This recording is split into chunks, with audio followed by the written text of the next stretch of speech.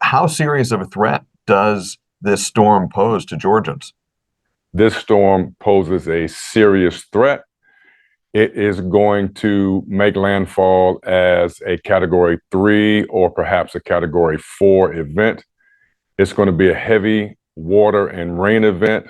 Now is the time to prepare for this storm, and we are really want to have Georgia residents to take this storm extremely seriously. Now is the time to prepare. What does that look like? Enough water and food for 5 to 7 days, perhaps, a flashlight, medication for yourself, for your loved ones, your family, anything that your pets may need. They need to be thinking about all of these items right now and doing all they can to stock up on all these items to stay safe. And this is supposed to be an overnight weather event. Does that increase the level of worry that FEMA has about the potential impacts of this storm? We're always worried about storms like this, but we are prepared. As you know, the president has already approved an emergency declaration for Florida, Georgia, and North Carolina.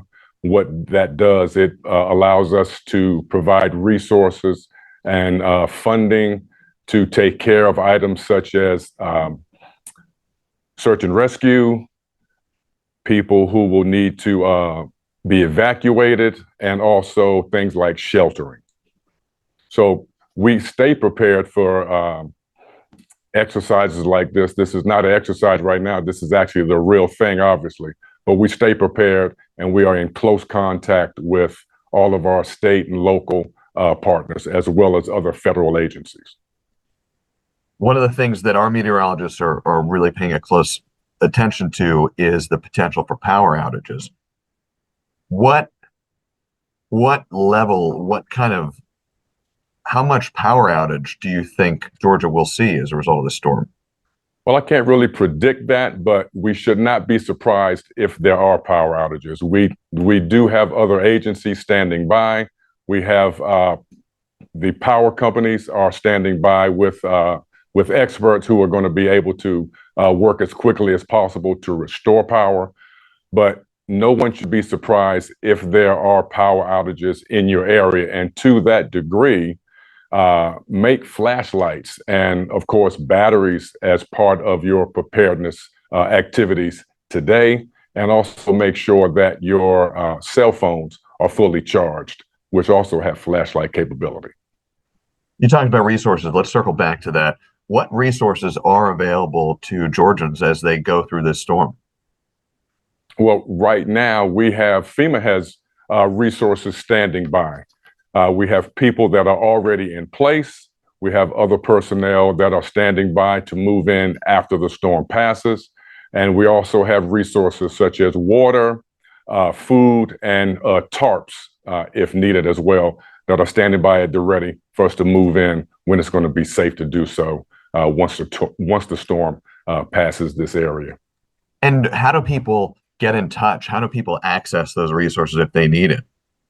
Well, what we're doing now is going to be based upon the request of state and local leaders, of the emergency manager, leaders from the state that will make that request to FEMA and other government agencies as needed, and then we'll move those resources in when requested. And so that gets to one of the last things I want to touch on here, but for folks who aren't familiar with FEMA's role, tell me how you, as an organization, fit into the sort of jigsaw puzzle of all the different state, local, and federal entities that are working to prepare for this storm. Well, throughout the year, even when a disaster is not occurring, we work very closely with state and local leaders, state and local emergency managers, but especially when a disaster hits an area, we continue that close coordination. And when an emergency declaration is approved, it allows FEMA it opens up funding.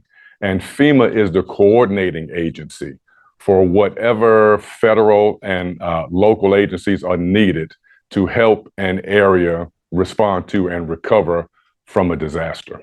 So we are the coordinating agency. Do you know how much money has been made available for this storm response through the emergency declaration?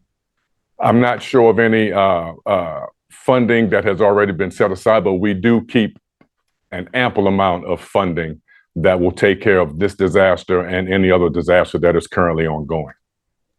I want to sort of end here with two related questions. I'm going to start with this one.